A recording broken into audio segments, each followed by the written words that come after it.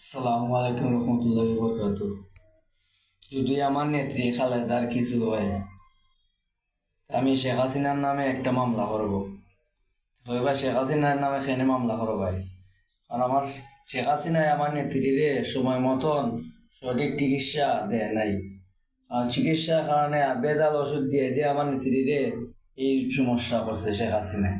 আর শেখ হাসিনার সামসক বলে মিলি শুধু শেখ হাসিনা মিলিয়ে শেখ হাসিনায় আমার নেত্রীরে বিদেশে যাই গিয়া চিকিৎসা করার সুযোগ করে দিত, তাহলে আমার নেত্রী অকালে মৃত্যু অকালে এই অবস্থা হইতো না।